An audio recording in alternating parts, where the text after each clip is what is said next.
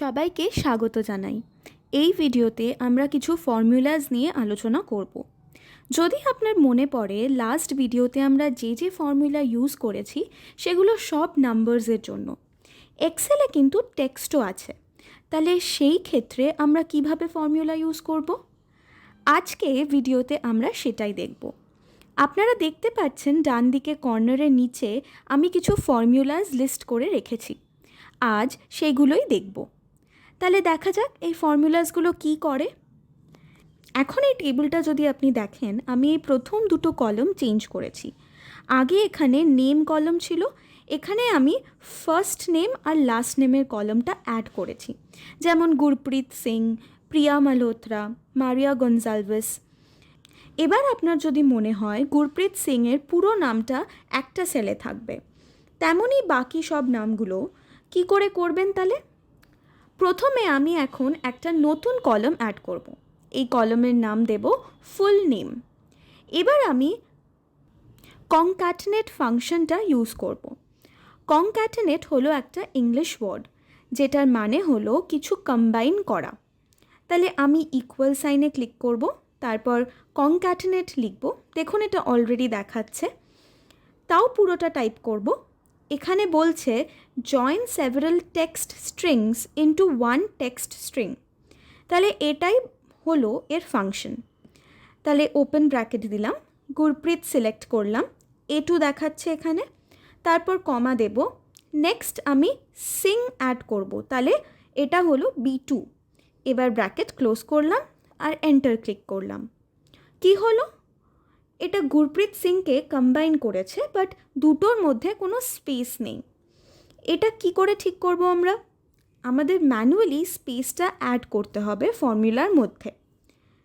সেটা কি করে হবে? তাহলে কনক্যাটেনেটের পর A2 আছে, A2র পর আমরা স্পেস লিখব। এবার একটা কথা বলি, আমরা যখনই ফর্মুলার মধ্যে কোনো টেক্সট লিখব আমাদের কোটসের মধ্যে লিখতে হবে। কোটস হলো এই ডাবল কোটেশন মার্ক। তাহলে এই ডাবল কোটেশন মার্কের ভেতরে আমি একটা স্পেস দেব, তারপর কমা দেব, তারপর B2 লিখব। তাহলে আমি দেখতে পাচ্ছি এটা A2, তারপর ডাবল কোটেশন মার্কসের মধ্যে স্পেস, তারপর B2 আর প্রেস এন্টার। এবার দেখুন এখানে গুরপ্রীত সিং দেখাচ্ছে উইথ আ স্পেস। এবার আপনি এখানে যান, তারপর প্লাস সাইনটা নিয়ে নিচে ড্র্যাগ করুন। দেখুন সব কটা নাম অটোমেটিক্যালি আপডেট হয়ে গেল, কিন্তু এটা ফার্স্ট সেলের ফরম্যাটিংটাই সব সেলে কপি করে দিয়েছে। তাহলে আমি ফিল উইদাউট ফরম্যাটিংয়ে ক্লিক করলাম আর আগের মতো হয়ে গেল। এটার আরেকটা উপায় আছে, এটাই এক্সেলের মজা। একটা জিনিস অনেক রকমভাবে করা যায়, এটার কোনো রাইট বা রং নেই। আপনার যে পদ্ধতিটা কনভিনিয়েন্ট লাগে আপনি সেটাই ইউজ করতে পারেন। এবার এটা আমরা অ্যান্ড ফাংশন দিয়ে করে দেখব। এগুলো সব ডিলিট করি। আগে আমরা কনক্যাটেনেট ফাংশনটা ইউজ করেছিলাম, এবার আমরা অ্যান্ড ফাংশনটা ইউজ করব। এটাও একই রকমভাবে ইউজ করতে হয়। প্রথমে আমি A2 সিলেক্ট করব, তারপর আমি অ্যান্ড সিলেক্ট করব, আর তারপর B2 আর প্রেস এন্টার। দেখুন গুরপ্রীত সিং চলে এলো। এবার আগের মতোই এটার মাঝে স্পেস নেই, তাহলে আমি অ্যান্ডের পর স্পেস দেব ইনসাইড ডাবল কোটেশন মার্ক, তারপর অ্যান্ড B2 প্রেস এন্টার। দেখুন গুরপ্রীত সিং চলে এলো। এবার আমি যদি এটা নিচে ড্র্যাগ করি, এটা কপি পেস্ট করে নেবে। তাহলে এটা আর একটা উপায় ছিল দুটো টেক্সটকে কম্বাইন করার। আপনি যত খুশি টেক্সট কম্বাইন করতে পারেন, এটার কোনো লিমিট নেই। এখানে দুটো কলম করেছে, আপনি 3 থেকে 4 যত খুশি করতে পারেন। এবার একটা নতুন জিনিস শেখা যাক।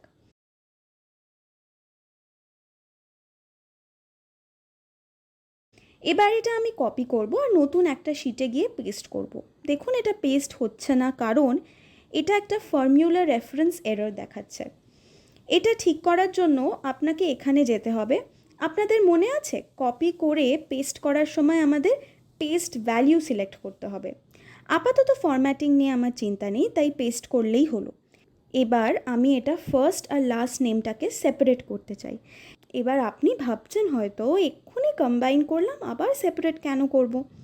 রিয়েল লাইফে নিশ্চয়ই দুটো একসাথে প্রয়োজন হবে না, বাট আলাদা আলাদা সময় দরকার হতে পারে, তাই এই ভিডিওতেই আমি আপনাদের দেখাচ্ছি। এবার এই টেক্সটটাকে সেপারেট করার জন্য আমরা এই টেক্সট টু কলাম ফাংশনটা ইউজ করব, যেটা এই ডেটা ট্যাবে আছে। এটা ইউজ করার জন্য আমরা এটা পুরো সিলেক্ট করব, তারপর click on the text to column. এই বক্সটা তারপরে আমরা দেখতে পাবো। আমরা ডিলিমিটেড অপশনটা সিলেক্ট করব। এইটা বলছে ক্যারেক্টার্স সাচেস কমা, স্পেসেস, এগুলো সবই ইনক্লুডেড। তারপর এখানে ক্লিক নেক্সট। এখানে স্পেস সিলেক্ট করেছি আমরা অ্যাজ ডিলিমিটার। স্পেসটা আনসিলেক্ট করলে এখানে দেখুন, কিন্তু যেই স্পেসটা সিলেক্ট করলাম এটা ফার্স্ট আর লাস্ট নেমটা সেপারেট করে দিল। তাহলে যখন নেক্সট ক্লিক করব তাহলে এটা দেখাবে কি ফরম্যাটে আমরা কলামে ডেটা চাই। আমরা অ্যাজ টেক্সট চাই। কোন ডেস্টিনেশন? আপাতত ডেস্টিনেশন A2 সিলেক্ট করা আছে। A2 হচ্ছে এটা। তাহলে এখানে টেক্সট ওভাররাইট হয়ে যাবে, তাই আমরা সেটা চাই না। তাহলে আমরা ম্যানুয়ালি এটা D2তে চেঞ্জ করে দেব। এটা তাহলে টেক্সটটা এখানে কপি হয়ে যাবে। এখন আমি ফিনিশে ক্লিক করব। দেখুন এটা খুব সহজ ছিল। পুরো টেক্সটটা ফার্স্ট নেম আর লাস্ট নেমে কপি হয়ে গেল। এই সেম জিনিসটা আমি কমা, হাইফেন যে কোনো কিছুর ক্ষেত্রে ইউজ করতে পারি। আপাতত আপনাদের একটা করে দেখাই। এখানে ধরুন গুরপ্রীত সিং হাইফেন দিয়ে লিখলাম, আর প্রিয়া মালহোত্রাও হাইফেন দিয়ে লিখলাম। তারপর এই দুটো সিলেক্ট করলাম, তারপর টেক্সট টু কলাম, তারপর ডিলিমিটেড, নেক্সট। এখানে কোনো এক্সিস্টিং অপশন নেই, তাই আদারে যাব, ম্যানুয়ালি টাইপ করব হাইফেন। নেক্সটে ক্লিক করব। এ কলামের বদলে বি কলাম চাই, তারপরে ফিনিশে ক্লিক করব। দেখুন হয়ে গেল। এবার নেক্সট ফাংশনে যাব। এটা যখন আপনি কোনো টেক্সট কপি করবেন ফ্রম ওয়ার্ড ডকুমেন্ট বা ইন্টারনেট আর এক্সেলে পেস্ট করছেন, তখন এটা খুব ইউজফুল। মাঝে মাঝে অনেক আননেসেসারি স্পেস থাকে ডেটাগুলোতে। ধরুন কারো নামে অনেকগুলো স্পেস আছে। ধরুন আমি লিখছি স্পেস স্পেস স্পেস গুরপ্রীত, আবার স্পেস স্পেস। এটা গুরপ্রীত বলছে কিন্তু অনেক অপ্রয়োজনীয় স্পেস দিয়ে। ম্যানুয়ালি আপনি সব সেল থেকে এই স্পেসগুলো সরাতে পারবেন না।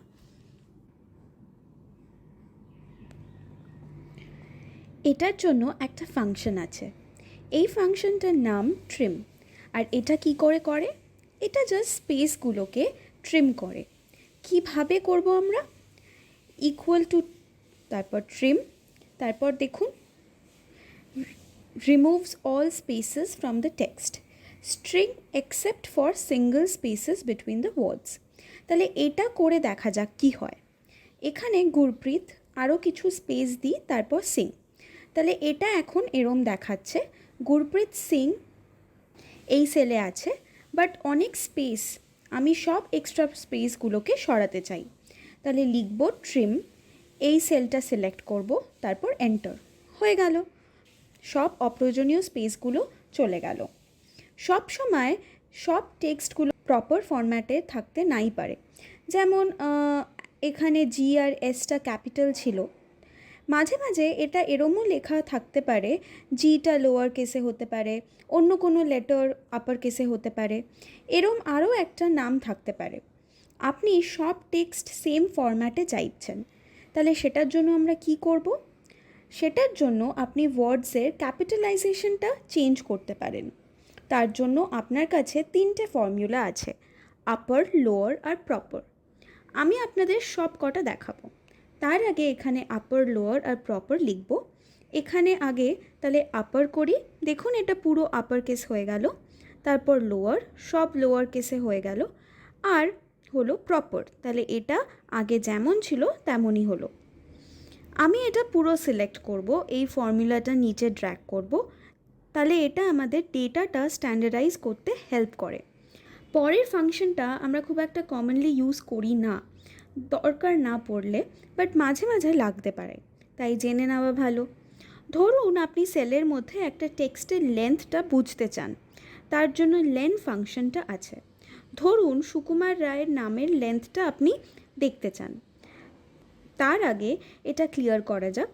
তাহলে এখানে লেন্থ লিখলাম, তারপর এই সেলে ইকুয়াল লেন বলছে Returns the number of characters in a text string.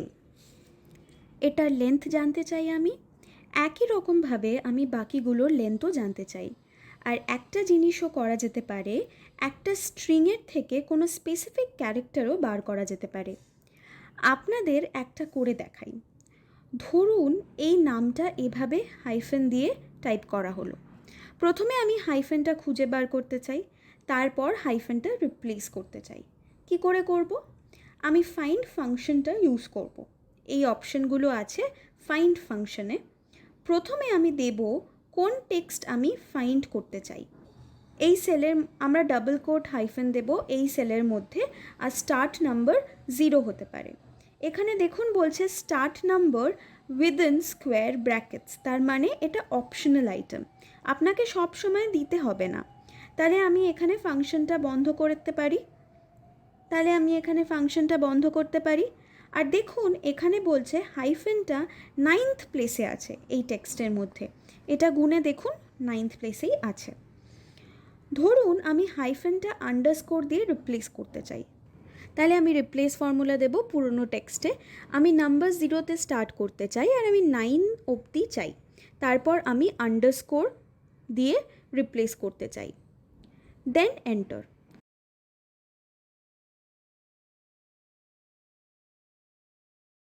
Sorry, actually counting start হয় 1 থেকে, 0 থেকে না। এবার দেখুন এটা শুরু থেকে হাইফেন অবধি সব রিপ্লেস করেছে আন্ডারস্কোর দিয়ে, কিন্তু এটা তো আমি চাই না। আমি চাই এটাতে রিপ্লেস করতে 9-এ স্টার্ট করে আর একটাই ক্যারেক্টার রিপ্লেস করব উইথ আন্ডারস্কোর।